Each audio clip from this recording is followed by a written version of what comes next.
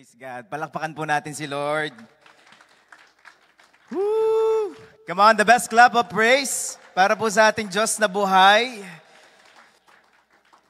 Sabi ko, para sa ating Diyos na buhay eh. Woo! Thank you, Lord. Amen. Amen. Kamusta po kayong lahat? Amen. Sabi mo nga sa katabi mo, magandang hapon. Sabi mo sa kabila, maganda ka pa sa hapon. Amen. Amen. Amen. Sabay-sabay po natin sabihin ang ating Luke 4:18 to 19. 1, 2, 3, go. The Spirit of the Lord is upon me because He has anointed me to preach the gospel to the poor. He has sent me to heal the brokenhearted, to preach deliverance to the captives, and recovering of sight to the blind, to set at liberty them that are bruised, and to proclaim the acceptable year of the Lord. Our God is Jesus, He is the Anointed One. And the J1 culture, sabihin po natin, I am blessed. I am anointed. I am a deliverer. I am a good follower. I don't destroy, I build. I am not seasonal. I appreciate everyone and everything. I am part of something big. I am in partnership with Christ. And I am not extreme. Palakpakan natin si Lord. Come on. Praise God. Sino po dito ang na-bless sa ginagawa po ng Panginoon? Amen. Sino po dito blessed na bless siya? Parang biglang humina. Amen. Alam niyo po, nasa kalagitnaan na po tayo ng buwan ng January. Ika nga po, sabi ng iba, bago daw mag-January, merong tinatawag na New Year's resolution. Pag daw dating ng kalagitnaan ng January, yung New Year's resolution nawawala na. Pero I do believe, sa ating pong mga anak ng Panginoon, sa ating pong mga nandito ngayon, ang unstoppable move ng Panginoon ay mararanasan. Dire-diretso. Amen? Amen? Hindi lang kumbaga first or second week, kundi kahit anong week ng buong taong ito, yung mararanasan natin. Unstoppable move of God. Amen? Amen. Amen. Last week po ang pinag-usapan po natin is about seeking God first. Amen? Seeking God first or seek God first. Unahin natin ang Panginoon. Unahin po natin ang Panginoon. And napag-usapan po natin that God must be our starting point. Amen? Naalala niyo po ba? God must be our starting point. Kaya nga po sinabi sa Genesis 1 verse 1, hindi ko na lang nilagay dyan. Sabi po sa Genesis 1 verse 1, in the beginning, God. Ano po? Sa simula pa lang, ang Diyos na. Ang Diyos na God. At kung wala ang Diyos in the beginning, kasi after nun, He created the heavens and the earth. So kung wala ang Diyos, walang creation. Naalala niyo, pinag-usapan po natin? Amen? At sabi din naman sa John 1 verse 1, in the beginning was the Word, and the Word was with God, and the Word was, laging sa simula, laging kailangan nandun si Lord. Amen? Sa simula pa lamang ng taon, unahin natin ang Panginoon. Kaya po tayo nagkaroon din ng prayer and fasting. Inuna natin si Lord. Amen? Para sa buong taon. Mamaya papaliwanag ko po sa inyo ito. Ang title po ng isi-share ko sa inyo is The Blessings in the First Fruits. The Blessings in the First Fruits. Ang Diyos ay may matinding pagpapala kapag tayo ay nagbigay ng ating first fruits. Amen. Ngayon, mauunawaan po natin ito. Pag-aralan po natin, right now, magiging parang isa po akong teacher. Okay? May objective po tayo right now. 4 po ang objective ko. Unang-una, what is the first fruit? What is the first fruit and what are its characteristics? And letter B, when are we going to give our first fruit? Kailan ba natin ibibigay ang ating first fruit? Letter C, where and to whom are we going to give our first fruit? Letter D, what are the biblical reasons and promises when we give our first fruit? Excited po ba kayo sa pag-aaralan natin today? Amen. Marami po tayo makukuha. At I pray, ang Diyos po ay kikilos po sa ating kalagitnaan. Maunawaan po natin ito. Amen? Sabi mo sa katabi mo, partner, Wag mo akong tutulugan. Mamaya, sabi mo, mamaya. Magja-Jollibee tayo. Libre tayo ni Pastora Lisa. Okay. So una pong ating unang pag-uusapan, ang unang objective. What is the first fruit and what are its characteristics? First fruit is the first agricultural produce or harvest of a season. Ito yung pinakauna, sabihin natin pinakauna. Biro niyo po, itong pinag-uusapan po natin sa January is laging una. Ang Diyos ay una at lahat ng una ay sa Diyos din. Amen? First fruit is the first agricultural produce or harvest of a season. Tunay po yung sinabi po ni Sister Leah at ni Brother Henry. Noong una po, ang first fruit ay harvest or unang anak, unang bunga. Sabi natin unang bunga. Or unang anak ng tupa or anumang inaalagaan nung unang panahon. Unang tupa or unang hayop na inaalagaan ng kung sino man. Kasi ang iba nag-aalaga ng baka, yung unang anak noon, yun po ang unang bunga. Sabi natin, first fruit. Okay. Ngayon pong panahon na ito, ang first fruit natin ay unang sweldo, unang kinikita, unang natanggap sa buwan ng taon. Ano po? Una, basta una. Yan po ay tinatawag nating first fruit.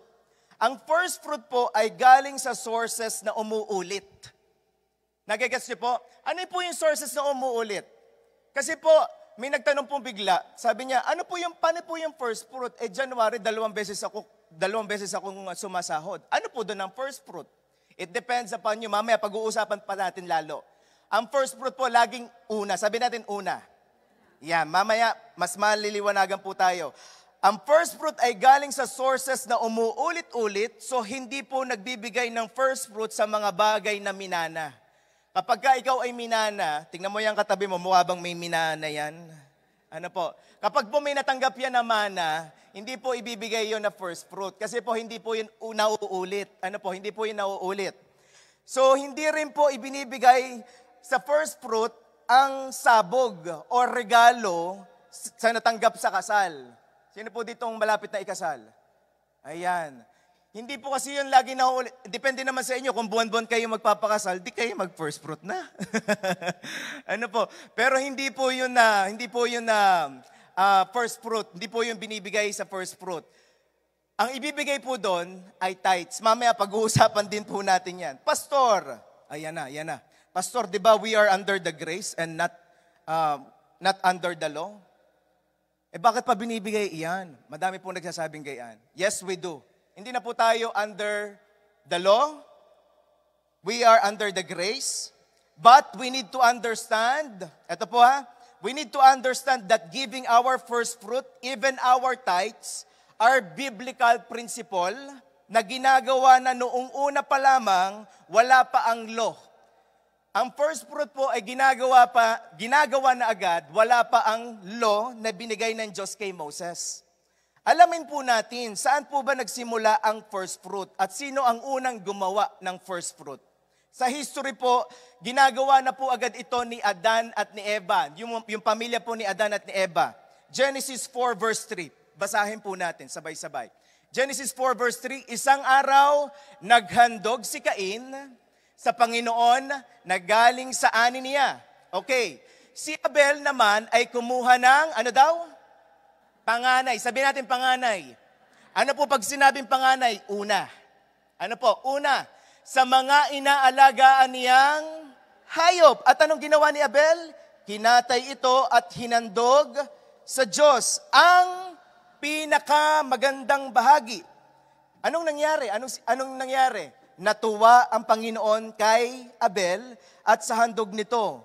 Pero hindi siya natuwa kay Cain at sa handog nito. Ano nangyari kay Cain? At dahil dito, sumimangot si Cain at labis ang kanyang, tingnan mo nga yung katabi mo kung nakasimangot yan. Amen. Makikita na agad natin, wala pa si Moses, ginagawa na po ito. Ano po, ginagawa na po ito. First fruit. Ito po ang first fruit. Ano ang first fruit? Unang bunga, or unang harvest, unang sweldo. At ano pa ang first fruit? Sabi natin pinakamagandang bahagi. In English po, ang ibig sabihin po ang pinakamagandang bahagi is the best.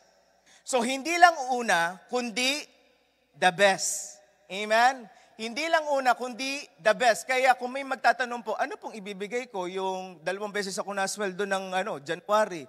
Basta the best para sa iyo. It's between you and the Lord. Ano ba ang the best para sa iyo? Okay. Bakit first fruit at the best ang pinakamagandang bahagi ang binigay ni Abel? Bakit iniisip ko, sabi ko, Lord, bakit unang or panganay ang binigay ni Abel? At hindi lang panganay, hindi lang basta panganay, kundi pinakamagandang bahagi. Bakit pinakamagandang bahagi ang binigay ni Abel sa Diyos? Dahil revealed kay Abel na ang Diyos ang may-ari ng lahat ng bagay. Revealed kay Abel na ang Diyos ang may-ari ng lahat ng bagay at ang Diyos ang source ng lahat ng meron siya. Kaya naman karapat dapat ibigay sa Diyos ang the best. Can I hear an amen? The best na palakpak para kay Lord. Amen. Yung the best para kay Lord. Woo! Diyos ang may-ari ng lahat ng bagay at sa Kanya galing ang lahat ng meron tayo. Amen? Yan po, revealed kay Abel, galing to sa Panginoon eh. Pero alam niyo po, bakit kaya hindi kinalugdan? Po pwede pala na hindi natutuwa ang Panginoon sa binibigay? Po pwede pala na may nagbibigay na hindi kinalulugdan ng Panginoon? Why? Kasi hindi the best. Amen? Dahil hindi the best. Kung makikita niyo po at pag-aaralan niyo po yon, iba ang pagbibigay na ginawa ni Abel at iba din ang pagbibigay na ginawa ni Cain. Ang binigay ni Cain ay basta nagbigay lang siya kung anong meron siya. Pero ang gusto ni Abel, hindi, kay Lord to dapat the best. Amen? Deuteronomy 10:14, it says here, to the Lord belong even the highest heaven. Ang sabi po dyan, to the Lord belong even the highest heavens. The earth is His also, and everything on it. Ang lahat ay sa Panginoon. Can I hear an amen? Ang lahat ay kay Lord. Nung naunawaan ko po ito, alam niyo po, dati po ay hindi ko naunawaan ito eh. Marami akong nakausap at sinasabi nila, hindi ako ang dahilan kung bakit ako nandito ngayon. Kaya ako'y maraming pagpapala ngayon is because of me. Sige nga, paano kung wala ka ng lakas? Paano kung biglang may pumutok na ugat sa utak mo? Ewan ko lang kung may pagmalaki ka. Alam niyo po, wala tayong kayang ipagmalaki sa Diyos. Walang-wala. Kaya kung meron man tayong maipagmamalaki, walang-wala, kundi ang biyaya ng Panginoon. Kasi sinasabi po dito, Lord, to the Lord belong even the highest heaven, the earth is His also, and everything, lahat po ay sa Panginoon. Lahat na meron tayo, lakas natin, talino natin ay sa Panginoon. Amen? Amen? Kung ang ibinigay mo ay hindi first and best, then don't call it first fruit. Call it offering. Offering po ang tawag doon. Pastor, medyo nalilito ako sa tithes and first fruit. Ano ba ang pagkakaiba nito? Ano ba ang pagkakaiba ng first fruit at tithes? Pag-usapan po natin. Ang tithes po, it means we honor God with the 10%. Sabi natin 10%. We honor God with the 10% of our increase. And we bring our tithes after we receive our harvest. So kapag may natanggap ka, kapag may natanggap ka, ang ibibigay mo ay 10%. Ito po ang pagkakaiba ng tithes and first fruit. Ang first fruit po ay ito. First fruit means it has no exact amount. Wala po itong percentage. It is our first, sabi ko nga po sa iyo, it is our first and our best. We give first fruit before the harvest arrives for the whole year. Ibinibigay na natin ang first fruit bago natin matanggap ang harvest natin for whole year. Sino po dito naniniwala? May mararanasan siyang harvest throughout the year. Amen? Alam niyo po, sige, palakpakan natin si Lord. Come on. Ang dami pong testimony about this. Ang dami pong testimony about this. Ang Diyos po ay tapat sa kanyang salita. Ang Diyos po ay tapat sa kanyang salita. Mamaya, sasabihin ko po sa inyo, sabi ko, Lord, antindi mo. Salamat, Panginoon. At Lord, I am praying, paramihin mo pa ang testimony namin in terms ng giving. Kasi po, marami tayong testimony, pero kakaunti ang may testimony about sa giving. Amen? But this year, I pray, paramihin ni Lord. Kasi ang Diyos ay tapat sa kanyang pangako. Amen? Nehemiah 10:35. Okay, letter B. Nasa letter B na tayo. When are we going to give our first fruit? Letter B question. Nehemiah 10:35, it says here, we also assume responsibility to bring to the house of the Lord each year the first fruit of our crops and every fruit tree. Ang sinabi po dito, kailan natin binibigay ang first fruit? Ang sinabi po dito, each year. Tagalogin po natin para mas lalo natin maintindihan. Nehemiah 10:35. Sabay-sabay po natin basahin. 1, 2, 3, go. Itinakda namin sa aming sarili sige po. Taon-taon sa bahay. Okay. Kailan binibigay ang first fruit? Sabihin po natin, taon-taon. Yan po ang nakalagay dyan. Taon-taon, ibinibigay ang first fruit or kahit hindi po January. Paano, Pastor, kapag natanggap ako sa trabaho ng June, yung unang sweldo ko, anong tawag doon? First fruit din po ang tawag doon. Kahit po hindi po ito pinakaunang buwan, basta unang natanggap mo, halimbawa unang natanggap mo sa iyong sweldo, that is first fruit. Kapag po kayo may negosyo, sino po dito may negosyo? Ang unang kinita nyo po ay first fruit. Ano po? Tinatawag po natin doon ay first fruit. Sino po dito gusto magka-business? Dami ano. I heard na magkakaroon na po tayo ng Macau Imperial sa North Side. Ang magmamay-ari po ay si Brother Don. Praise God. Grabe. Thank you, Lord. Sino po dito handa ng sumambot ng unstoppable move ni Lord? I do believe in that. Sabi ko, Lord, darating ang time, ang iyong mga anak, gagamitin mong maging businessman. Kasi po, I am praying. Alam niyo po, I am praying, kapag po ako every morning, nananalangin ako, Lord, bigyan mo kami ng kingdom financer sa aming church. Kapag po sinabing kingdom financer, ito po yung mga taong tumutulong sa gawain ng Panginoon. Bakit kailangan natin ng kingdom financer in our church? Bakit? Kasi po ang church lamang ang intentional na gumagawa ng expansion ng kingdom ng Panginoon. Ang church lamang ang intentional na gumagawa para mas marami pang makakilala sa Panginoon. At sinong gagamitin ni Lord?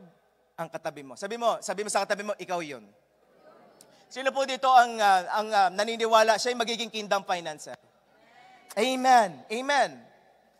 Hindi po pinapatagal ibigay ang first fruit kasi nawawala ang concept ng first. Nawawala ang concept ng first. Kapag sinabi mo, sa March na lang, it depends upon you. Pero nawawala ang concept ng first. Kaya po, first. Kaya nga po, unang natanggap, ito po ay unang bunga, ito po ay kay Lord. Amen? Amen.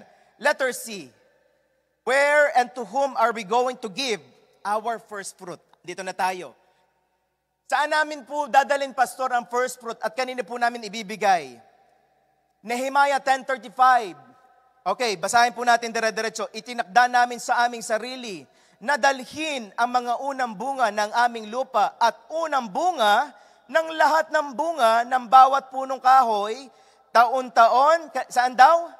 Sa bahay ng Panginoon. Verse 36, at upang dalhin din sa bahay ng aming Diyos, sa mga pari at nangangasiwa sa bahay ng aming Diyos. Ano po ibig sabihin ng bahay ng aming Panginoon? Ito po ay iyong home church. Ang iyong home church, doon niyo po ibibigay ang inyong First fruit. Sa mga pare na nangangasiwa sa bahay ng aming Diyos. Sa man of God. Ano po? We give our first fruit in our home church and to the man of God. Yan po ang sinabi sa Bible.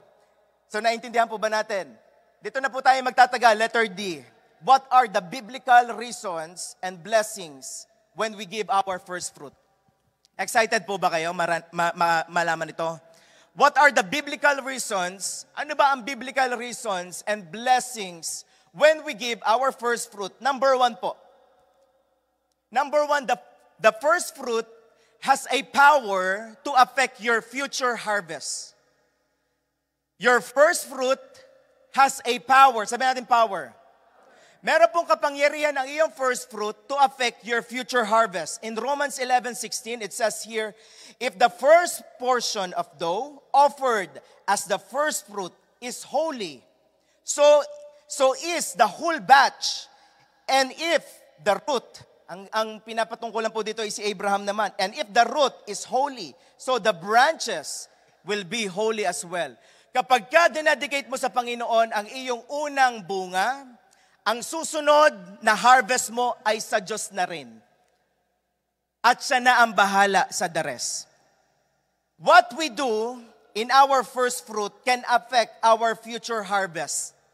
Kung ano ang ginawa mo at gagawin mo sa iyong first fruit, it will affect your future harvest. Mamaya pag-uusapan po natin, paano pastor kapag kinain ko ang first fruit ko? Paano kapag ginastos ko ang aking first fruit?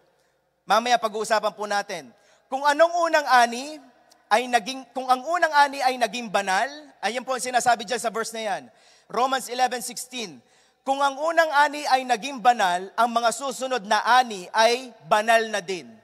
Kasi dinedicate mo sa Panginoon eh. Amen?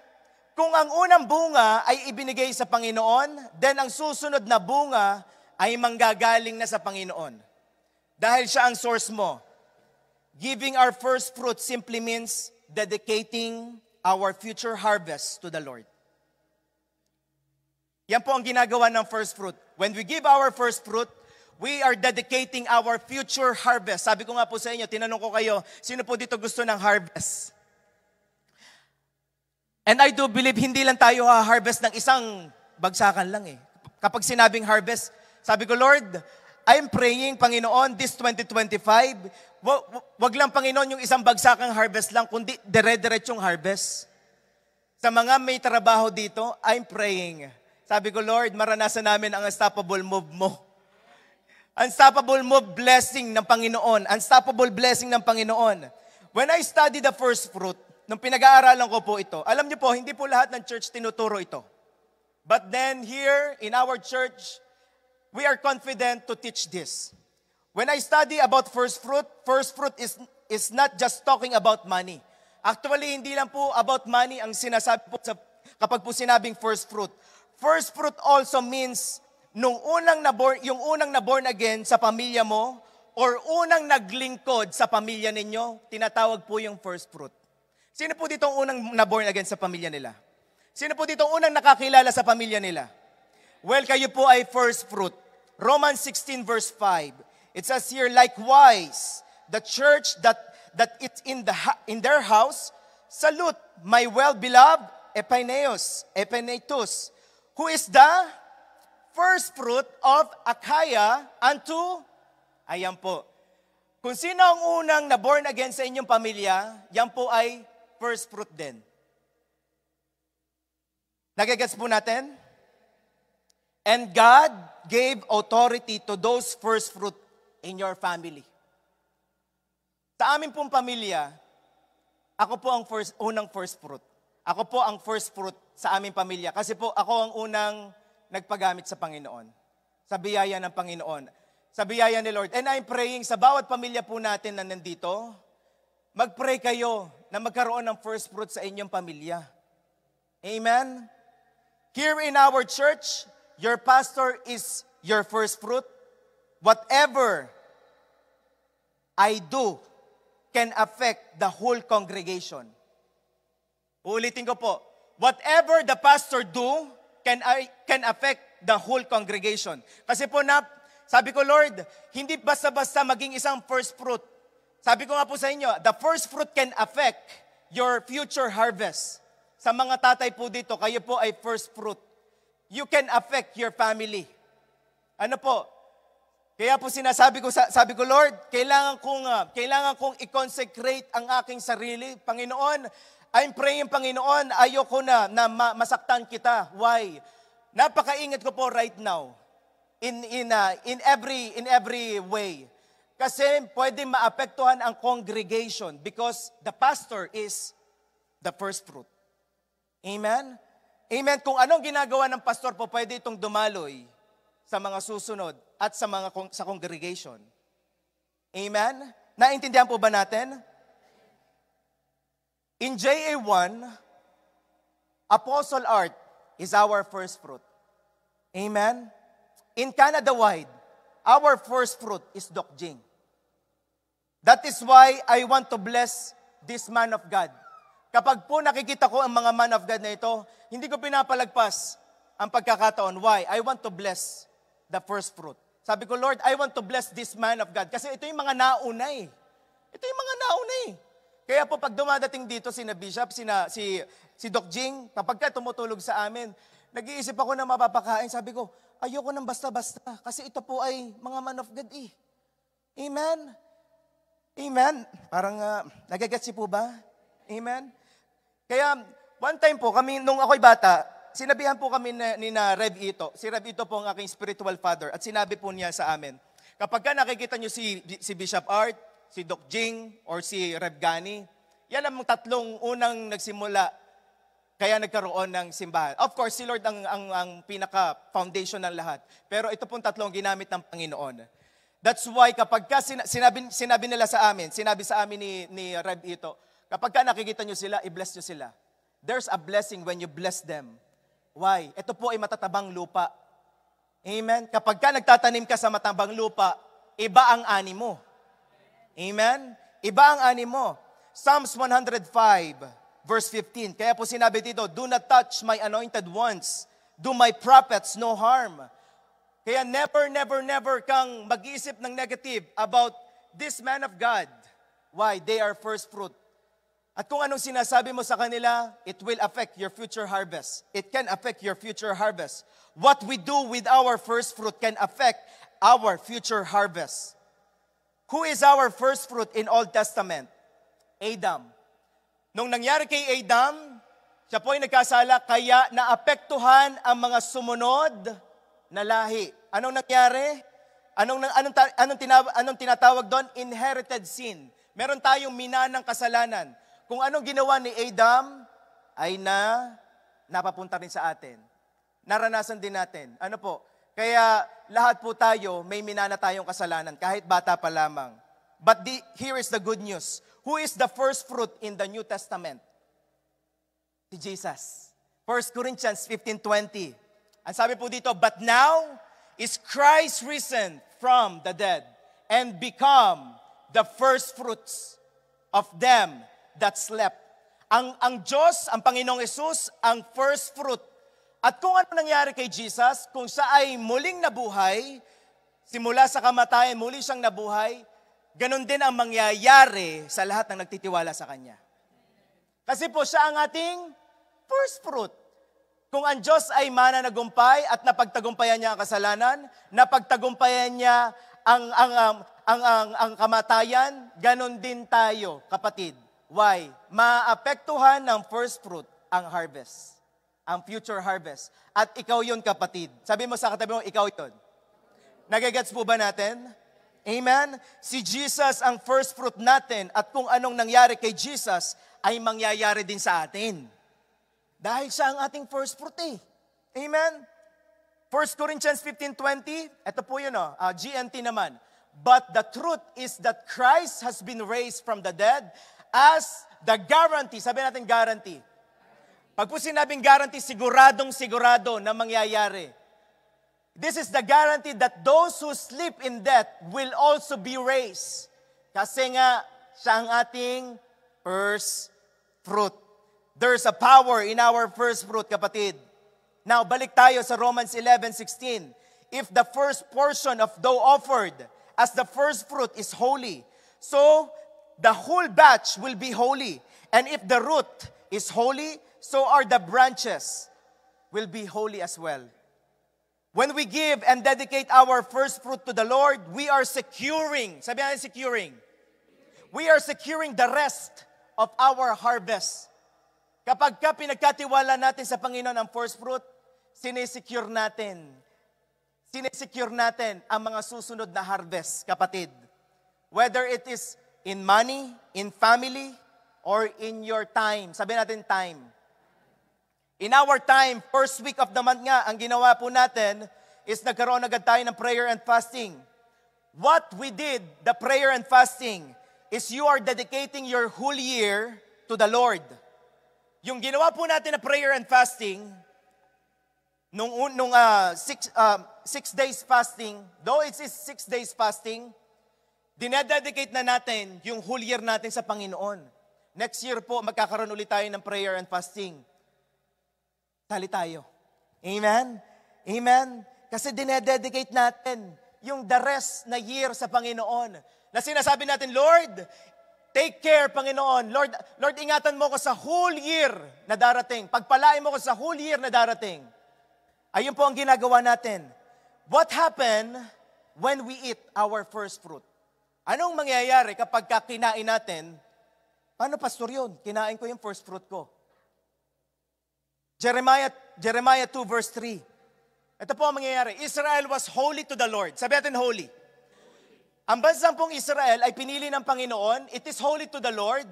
The first fruit of His harvest. Ang sinabi po dyan, Israel is holy to the Lord, and Israel is the first fruits of His harvest.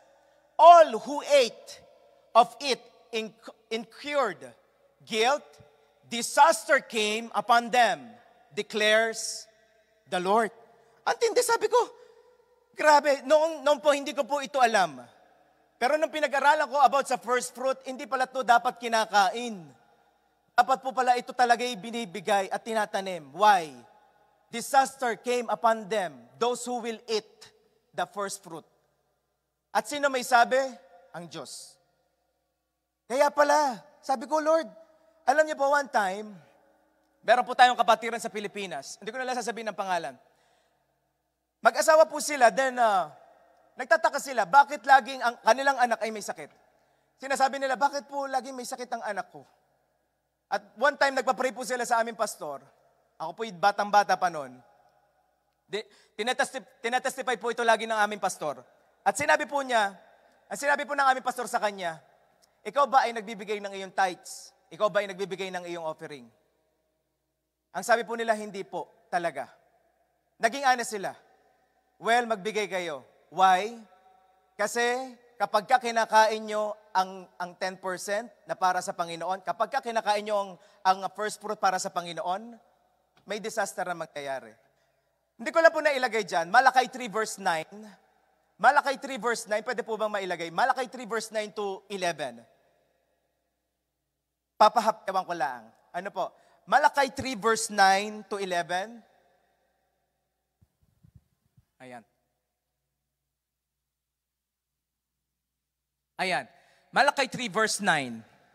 You are under a curse. Sabi natin curse. Your whole nation become you are under a curse. Your whole nation because you are robbing me. Ang sinabi po dyan ng Panginoon, kayo ay under curse. Kayo ay under sa sumpa. Bakit tayo under sa sumpa? Ang sinabi ni Lord, because you are robbing me. Anong kinukuhan ng mga Israelites this time? Bring the whole tithe. Sabi dyan sa Malakay 3 verse 10, bring the whole tithe in the storehouse, that there may be food in my house. Test me in this. Ito po ay sinabi ng Panginoon. Test me in this, says the Lord Almighty, and see if I will not throw open the floodgates of heaven. Verse 11. Ito po. And pour out so much blessings that there will be not be room enough to store it. And verse 11. Basahin po natin sabay-sabay. 1, 2, 3, go. Yan. Says the Lord, ang Diyos po ay tapat sa kanyang pangako. Alam niyo po, ang tithes at first fruit, ito po ay banal sa Panginoon. At sinabi po dyan, kapag tayo naging tapat dito, He will prevent pests from devouring your crops. Kaya pala, sabi nitong mag-asawang ito na nagsasabi sa aming pastor, kaya pala kami laging pabalik-balik sa ospital. Pero nung sila po ay naging tapat sa kanilang first fruit at sa kanilang tithes, hindi na po muling nagkasakit ang kanilang anak. At ito po ang good news, yung pong lalaki naging pastor. Palakpakan natin si Lord. Ay nako, sabi ko po ito, nung una, hindi ako naniniwala dito actually. I want to be honest with you. Hindi ako naniniwala dito nung una. Actually, hindi ako naging tapat. Pero alam nyo, naranasan ko yung mga pest from devouring. Hindi ko alam bakit, bilis maubos ng pera ko. Pero nung simula, nang naintindihan ko to, kailangan pala ibigay sa Panginoon. Sa biyaya ng Panginoon, hanggang ngayon, hindi pa po nauubusan ng pera ang aking bank account. Sa biyaya ni Lord. Sa biyaya ni Lord.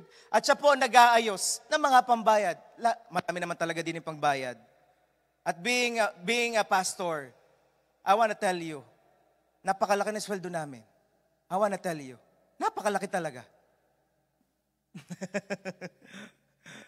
Ako po ay dating nagwo-work din. But then we are sa biyaya ni Lord. Sa biyaya ni Lord. And I was like, Lord, we are living by faith. Bigla na lang may mga nagtatanip. Noong pong Pasko, madami pong nagtanim sa aking anak. Pero ang ginawa po namin, doon sa mga nagtanim sa kanya, inaalis na agad namin yung 10%. Kasi gusto naming ipaunawa sa kanya, habang bata pa siya, inaalis na agad namin yung 10% at binibigay namin sa Lord. Kapag laki niya, mauunawaan niya, alam mo ba anak, nung bata ka pa, marami nagtatanim sa'yo at nagtatites na agad kami para sa'yo. Why? Dahil ang Lord ay tapat sa kanyang pangako. Yung mga anak po natin, turuan na agad natin, bata pa lamang. Ano po, may kakilala ako, kahit na may magregalo sa kanya ng damit, tinitignan niya kung anong price para alisin doon ang tithes. Katindi.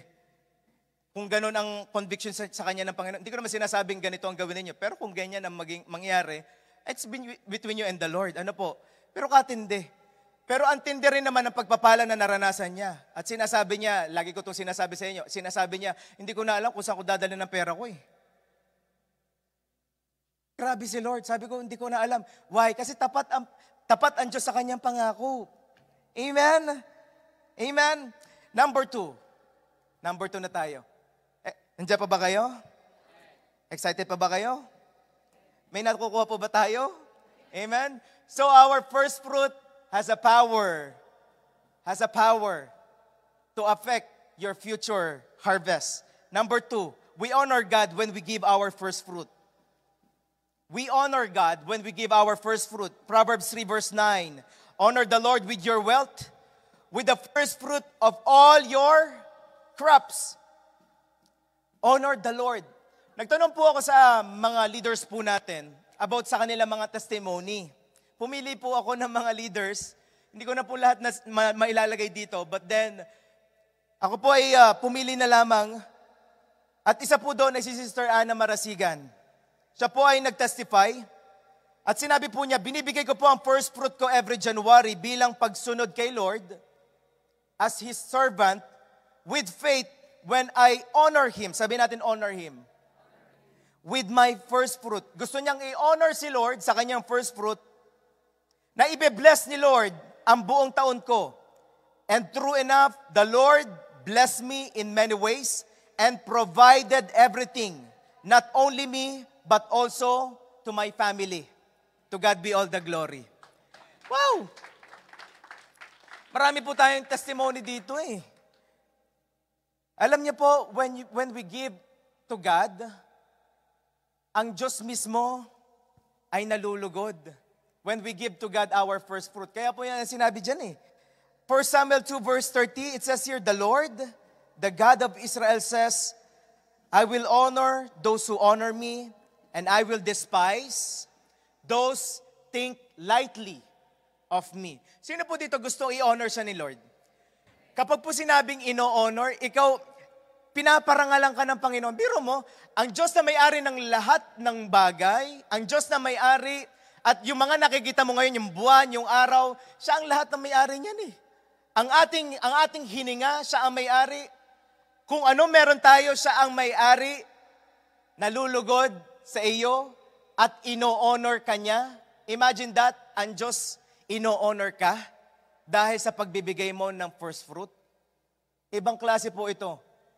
Nung binabasa ko ito, kinikilabutan ako. Sabi ko, Lord, grabe ang nagagawa ng first fruit. Ito'y banal sa Panginoon at ino-honor ni Lord ang lahat ng gumagawa nito. Wow! Andiyan pa ba kayo? Amen. Number 3, our barns will be filled with overflowing and vats will brim over with new wine when we bring our first fruit.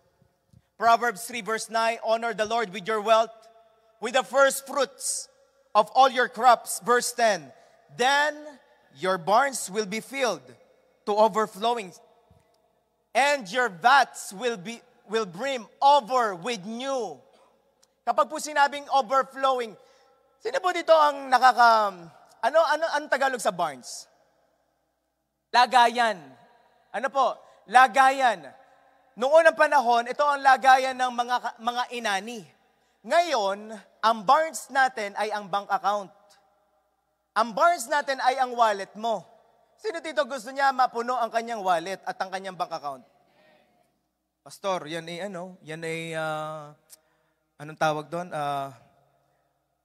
Yung preaching mo ay about sa pagpapayaman . Well, sinabi ni Lord eh. Hindi ko ito ipipreach kung wala sinabi si Lord. Amen? Kaya nga po confident tayo dito sa ating church. Kailangan natin itong malaman. Why? Hindi po lahat ng tao hindi alam ito. At ang iniisip ng tao, ay mawawalan ako. Alam niyo po, when we give, we are not giving para sa ating binibigyan. Meron po akong mga tao tinaniman sa biyaya ng Panginoon. Ito po ay sa biyaya ng Lord. Kami pong mag-asawa, nung after po kaming ikasal, meron po kaming nilapitan ng mga tao na mayayaman na. Yun po ang aming tinaniman mag-asawa. At kung sa iba, maiisip nila, bakit natin tataniman yan? Hindi na naman yung kailangan. Pero alam niyo po, nasa isip namin, nagtatanim kami hindi para sa kanila. Nagtatanim kami para sa amin. Alam niyo po, kapag ka nagtatanim kayo, huwag niyo pong isipin ang inyong bibigyan. Ang iisipin niyo, Lord, salamat, nakapagtanim ako, I do believe aani ako. Kaya po napakahalaga din na iniisip natin at pinagpe-pray natin kung sino ang ating tataniman. Amen? Amen? Pag po sinabing vats, ito po ay large tank. Ito pala yung large tank. Large tank na lagayan ng alak. Pero right now, wala naman dito nagiinom. Amen? Sa biyaya ni Lord. Amen? At kung meron man sa biyaya ni Lord naka-breakthrough na. Amen? Sabi mo sa katabi mo, naka-breakthrough na. Amen? Amen? It's another thing. Pag-uusapan po natin yan. Kailangan mabastor talagang di nainom. Isang kutsara lang naman.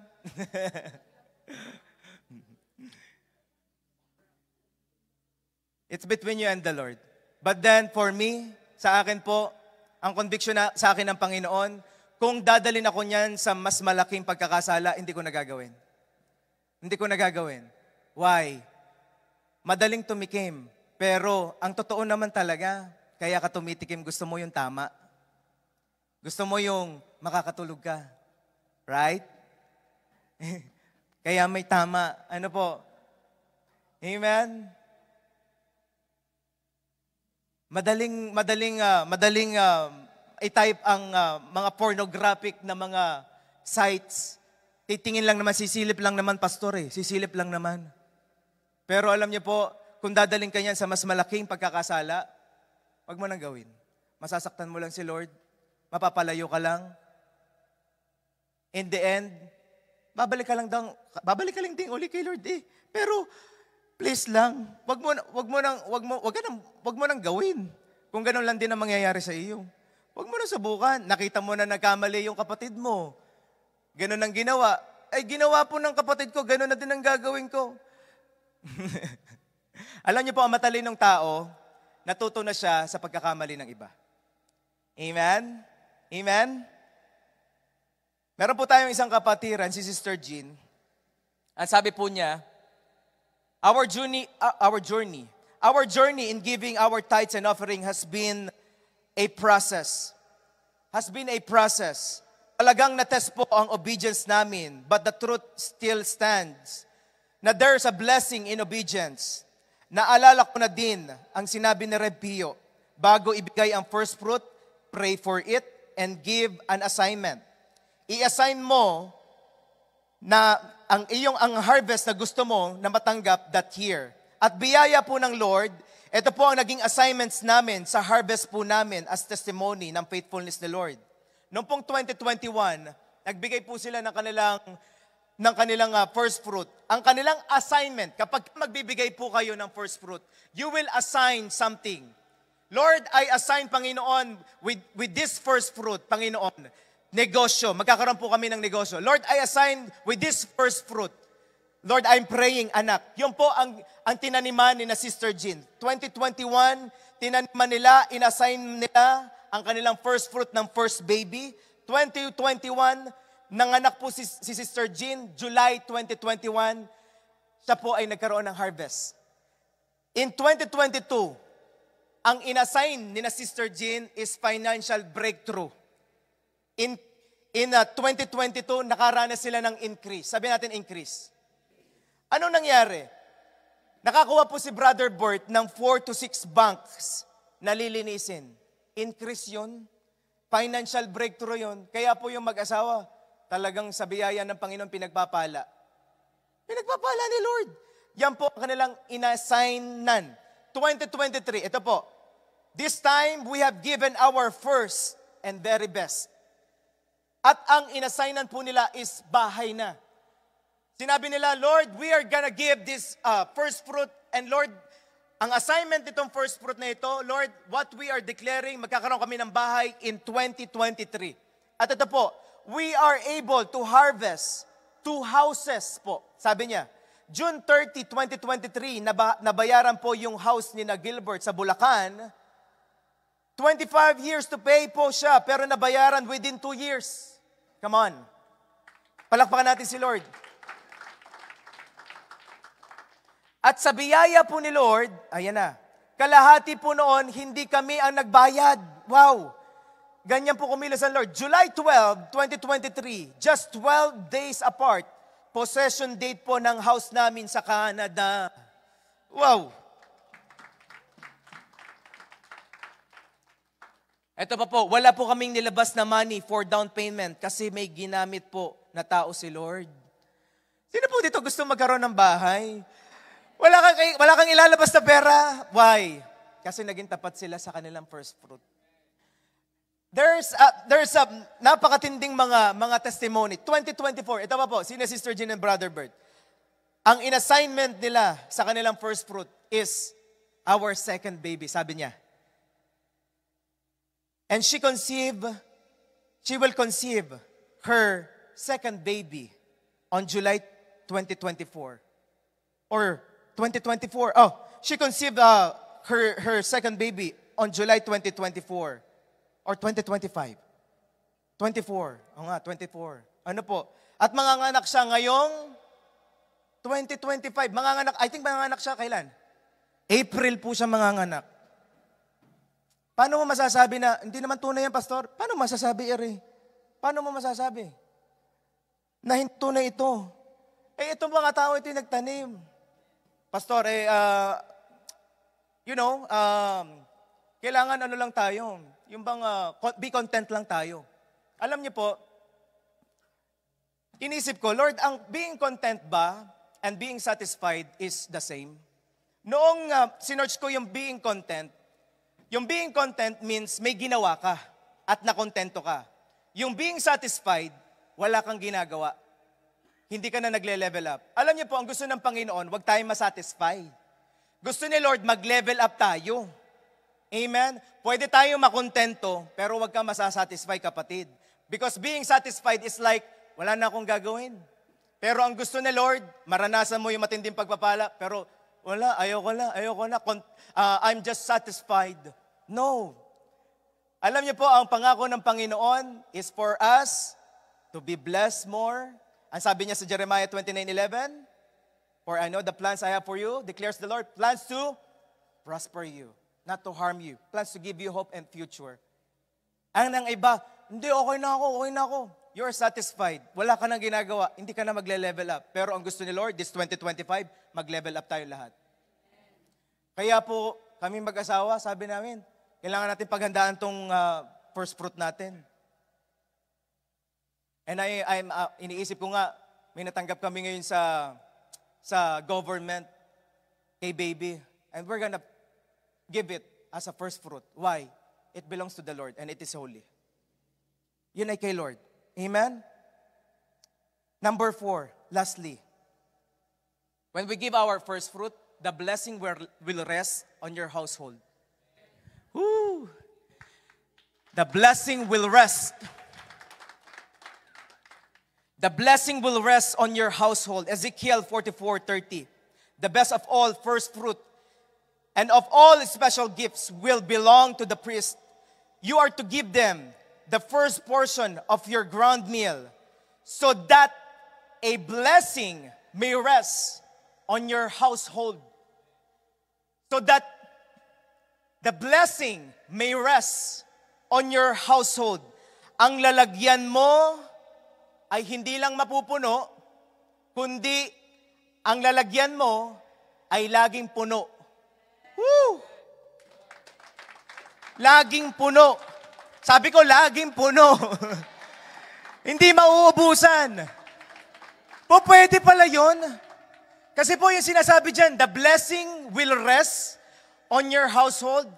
It's not just yung blessing ay pupunta sa iyong bank account or magkakaroon ng pagpapala sa iyong wallet. Hindi lang yun eh. Throughout the year, mararanasan mo ang pagsama ng Panginoon at mananahan doon ang pagpapala ng Diyos. At hindi lang yon. Kapag po sinabing household, hindi lang ito yung nasa bahay ninyo eh.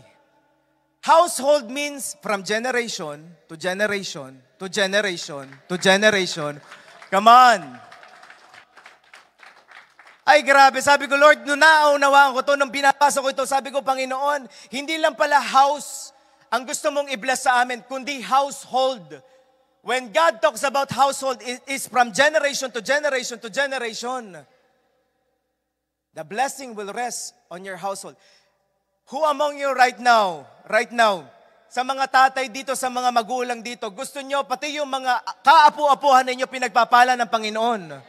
Well, merong binigay na susi ang Panginoon. Kamapalakpakan mo si Lord. May binigay pong susi ang Diyos. First fruit. Tithes. Grabe, nung nalaman ko to, ito pala yun. Kaya sabi ko, Lord, hindi kami mag-aalinlangan. Alam niyo po, ang taong nagtitiwala sa Panginoon, wala siyang dapat ikaalala. Wala siyang dapat ikaalala. Why? Pwede mo sabihin si Lord, Lord, sinabi mo sa iyong salita, the blessing will rest on my household. Pwede bang sabihin natin yun sa iyong sarili? Pwede bang sabihin mo sa sarili mo ngayon, the blessing will rest on my household. Sabihin mo sa katabi mo, the blessing will rest on your. Pwede bang tayong lahat? Pwede bang lumapit ka sa 5 tao? Sabihin mo, the blessing will rest on your household. Come on, come on.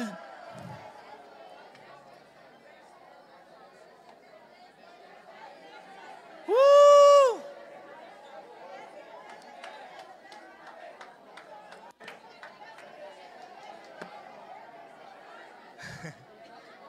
Amen! Amen! Amen. Sino dito handa ng mag-harvest pa? Come on, palakpakan natin si Lord. Alam niyo, meron akong naalala eh. Sabi ko, Lord, noong pong 2024, what we declare is It's gonna be 2024 will be the year of great harvest. Great harvest. At naranasan po natin yon. Alam niyo po, this 2025, hindi lang unstoppable blessing ang mararanasan natin. Hindi lang unstoppable move of God ang mararanasan natin. Kundi yung ani natin mananatili. Yung ani na nananatili. Yung harvest na nananatili. Yun ang gusto ni Lord na maranasan natin. Kaya po sinabi, into your household. Ayaw pala ni Lord, ikaw lang makaranas ng pagpapala niya. Gusto ni Lord, hanggang sa mga kaapu-apuhan mo, maranasan nila. Come on. Come on.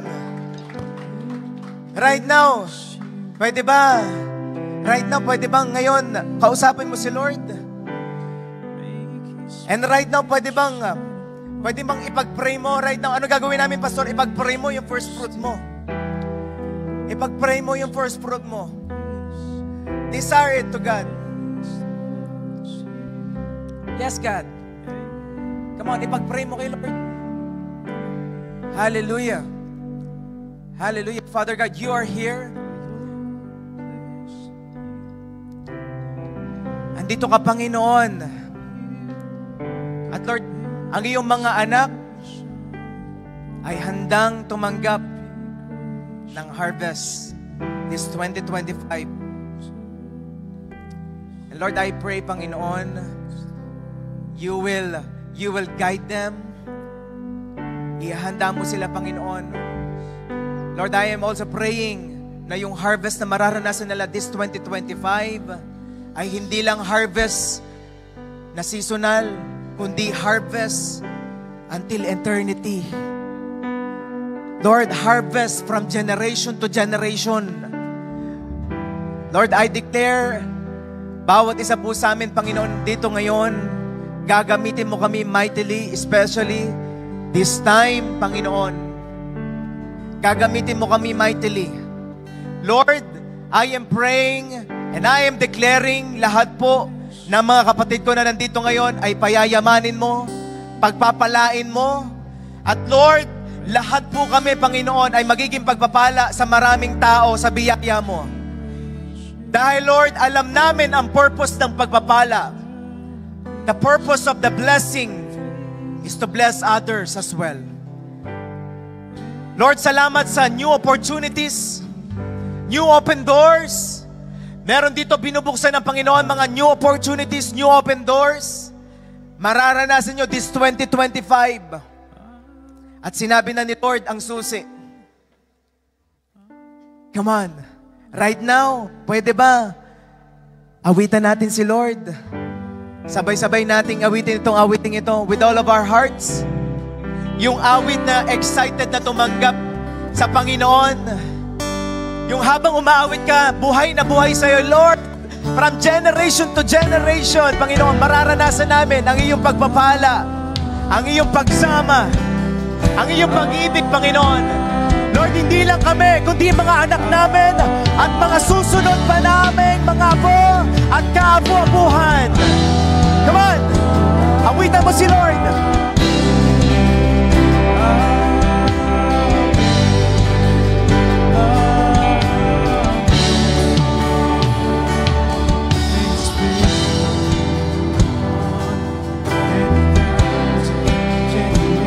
Come on, sing it out. And your family, and your children, and your children, and your children. May His favor be upon you and 1,000 generations. And your family, and your children, and your children, and your children. May His favor be upon you and 1,000 generations. And your children.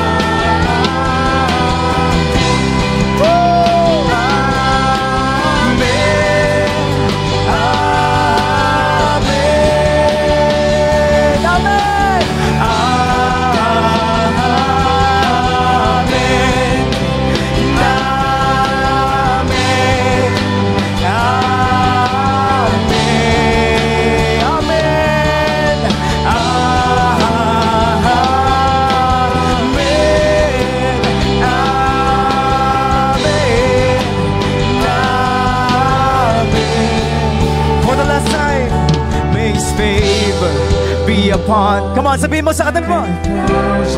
Generation. Come on, sabihin mo sa katabi mo. Woo! And their children. And their children. May His presence go before you. And behind you. And beside you. All around you. And within you. He's with you. He's with you. In the morning. In the evening. In your coming. And your going. In your weeping. And rejoicing. He is for you. He is for you. He is for you. He is for you. He is for you. Yes, God. Lord, you are for us. You are for us. Come on, pwede bang itaas natin ating kamay? Lord, nandito kami, Panginoon, ready to receive unstoppable blessings after blessings. Sabi mo, akin yun. Receive it, kapatid. Receive it. Sabi mo, akin yun. Ano man pagpapala, kagalingan man yan, pambayad man yan sa utang, or kung ano man, receive it. Come on, sabi mo, akin yun. Papers para maging PR. Sabi mo, receive it, akin yun. Sabi mo, tinatanggap ko na ang pagpapala na galing sa Panginoon. Woo! Minsan pa sabihin natin, minsan pa, awitan natin si Lord. Woo! For the last time, awitan mo siya. Awitan mo siya. Woo!